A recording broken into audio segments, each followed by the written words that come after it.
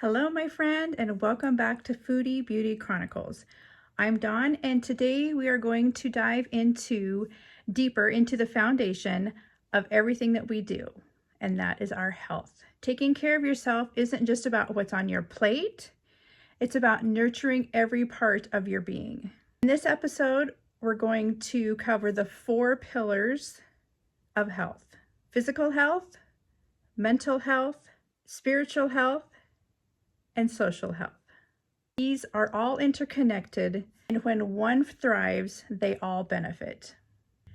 Let's dive in. Let's dive in and start building the habits that lead to a vibrant and balanced life. Physical health is your foundation. It is the bedrock of well-being, and it starts with small, intentional steps. Here are 3 powerful ways to help strengthen your body. First off, fuel your body with intention. Prioritize whole, unprocessed foods that energize you. Choose things that are nutrient dense like eggs and lentils, and my all-time favorite, the sweet potato. Opt for healthier fats. Throw out the margarine and the seed oils. Oh my gosh. I remember when we were younger and margarine was all the rage. It was fresh and better than butter, and it was spreadable straight from the fridge. And we thought, hooray, this is amazing. And now we know better. So looking back, it seems that the marketing around margarines and kitchen oils for cooking and baking and frying, it was pretty incredulous and unscrupulous. But in spite of all that, add things like good quality olive oils and real butter and tallow, all great, healthy, beneficial fats to your diet. Explore simple recipes and use seasonal fruits and vegetables, because those are always a little bit better for us than trying to get the unseasonal ones that have to travel a long ways to get to us. Next, we're going to move every single day, no matter how small, whether it's walking or yoga or dancing in your kitchen. I remember when my kiddos were little, trying to find time to do this, and I love to dance, my husband not so much. So it was a party, it was a game, it was, dancing to the housework with the music up, and just getting that little bit of benefit of that extra movement was so helpful. So find something that you love and make it a part of your daily life. Movement isn't about perfection or knowing all the dance steps or hitting the yoga poses just right every time. It's really about consistency, as most things in life. It's the consistency, it's the showing up, it's the being there for yourself and doing it day in and day out. Start with just 5 minutes a day, and then eventually work up to 10 or maybe 15, or get really crazy and work up to 20. You will be amazed at the changes that you will experience when you focus on this for yourself each and every day. Now, you will also want to prioritize your rest and recovery. Sleep is really where all the magic happens. It's scientifically proven that this is when your healing and recovery really happens, when your body is at rest. And protecting your bedtime routine is super important. You need to notice how it changes your energy and focus. Now, I will be the first to admit my bedtime routine is horrible. It needs a lot of work. Oftentimes I will fall asleep on the couch while watching TV with my husband, and he gives me a little nudge and he's like, "Donnie, are you awake?" And sometimes I respond, sometimes I don't. But once I go to bed, I really have trouble actually sleeping, but I just need to be more cognizant and get myself there before it happens, I believe. Then I'm not interrupting my sleep. And so I'm trying. It's tough. And my poor husband has had to rewatch the end of so many episodes and so many movies over the years. I mean, more than anybody should have to do so, but he's willing to do that for me so I can see it all. If you can think of a small change that you would like to start this week or be willing to do this week, go ahead and drop it in the chat. I am super curious to know what you have on your agenda, what your plans are. So next up is mental health, cultivating our inner peace. Mental health is, just as vital as our physical health. I really believe that our society has done some remarkable things and taken some giant steps into acknowledging this and moving past the stigma of mental health. Life's challenges are easier to navigate when our minds are clear and strong and calm and clear. And let's be honest, life provides far too many opportunities for challenges than we care to experience. Let's talk about 3 ways to nurture your mental health. Practicing mindfulness. Even a few minutes a day of focusing on breathing or meditation can really shift your perspective. Mindfulness is about being present in the moment and letting go of distractions. A morning or mid-afternoon check-in with yourself can really be quite helpful. So try this. Close your eyes. Take a deep breath in. Exhale out. And really just feel and focus on that breath. If your mind wanders, you can gently bring it back. But if you do this for just 2 or 3 minutes, over time you can increase that time, and the practice can really help reduce stress, improve your focus, and help keep you more grounded in the present. Help keep you more grounded in the present. Next, we're going to feed your mind with positivity. What we consume mentally really matters as much as what we eat. Surrounding yourself with books and music and podcasts and conversations that uplift you and inspire you is so important. A favorite for me has been finding stories of personal growth and lessons from history, because they offer both encouragement and perspective. Ask yourself, what's something you can read, something you can watch, something you can listen to that will help add value to your life and mindset. Next, we're going to create space for reflection. Now, journaling or simply sitting with your thoughts can help you process emotions and plan for what's ahead. Reflection doesn't need to be complicated. Start by simply jotting down a few sentences about what you're feeling in the moment and what you're grateful for. Over time, you'll see that these reflections can become a guide to better understanding yourself and finding clarity in the midst of all of life's noise.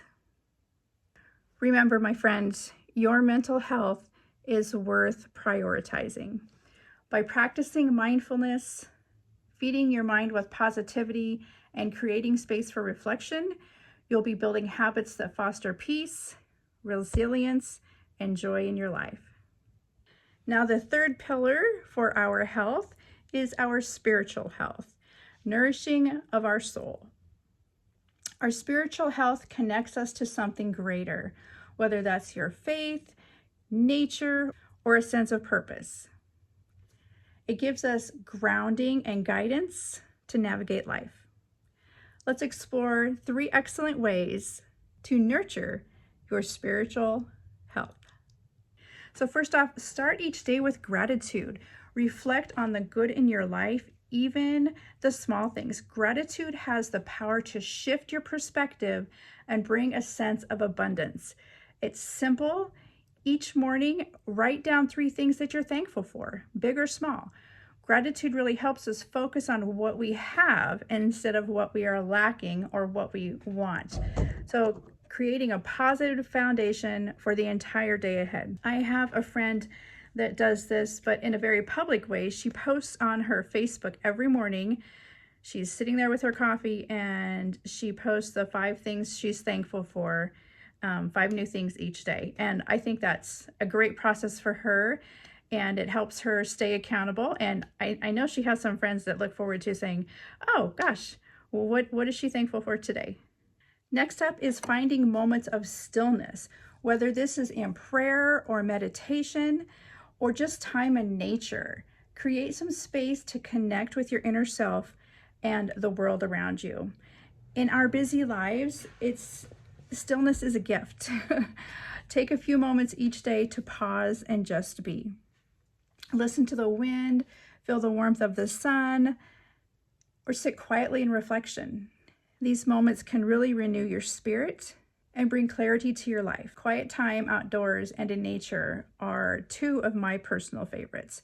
I love to sit out and just listen to the sounds, listen to the birds chirp, maybe even hear a train in the distance. So it's lovely. And I love watching the sky too. I love watching the clouds just roll and float by. And that's something I've always adored since I was a small child.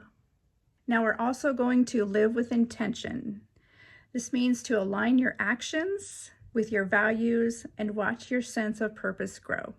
When we live intentionally, every decision becomes meaningful, and you ask yourself, what do I want my life to stand for? What do I want to be known for? What is my legacy? Take small steps each day to reflect on that vision. Living in alignment with your values brings peace and fulfillment that money simply can't buy. This is really the core part of my journey here on YouTube. I'm committed to intentionally helping others grow and thrive and succeed in their lives. Now, I know that spiritual health is deeply personal, but its benefits are universal. By cultivating gratitude and embracing stillness and living with intention, you'll create a life of greater connection and meaning. So what's one way that you nourish your soul? Do you have a gratitude journal? Do you watch birds dancing around the feeder outside of your window? Feel free to share in the comments. I would love to know.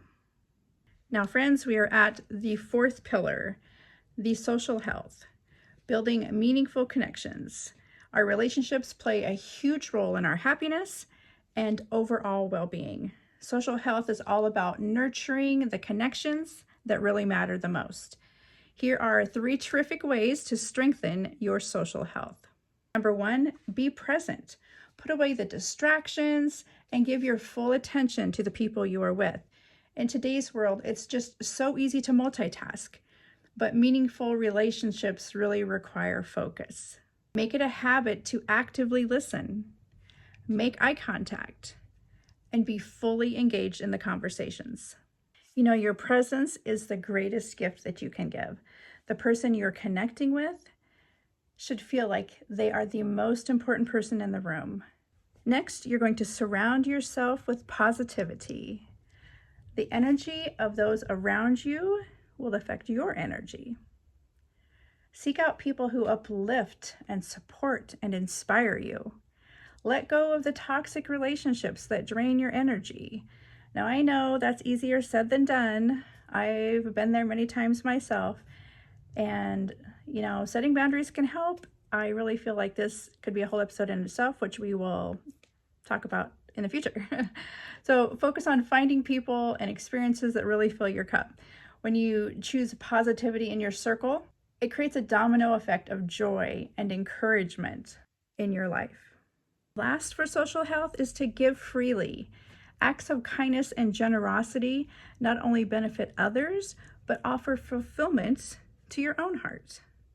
Whether it's a kind word, a thoughtful gesture, or helping someone in need, giving is a powerful way to build connection. It reminds us of our shared humanity and the beauty of supporting one another. Gifts don't have to be monetary to be meaningful. In fact, the most heartfelt ones are the ones that cost nothing at all. When my husband puts thought and effort into something, it really warms my heart and makes me feel deeply loved. That he's taken the time to be thoughtful just for me is truly priceless. So we know our social health thrives when we truly invest in it. So be present, choose uplifting relationships, and give freely, because connection is at the heart of a meaningful life. My friend, health is about so much more than just one area of our life. When we nurture our bodies and our minds and our spirits and our souls, we create a foundation of true well-being. Remember, it's not about being perfect. It's about showing up for yourself one step at a time. Thank you for being here today and for sharing this journey with me. Don't forget to subscribe and ring the bell so you don't miss out on next episodes, part 3 and 4 of the Health, Wealth, and Relationships series.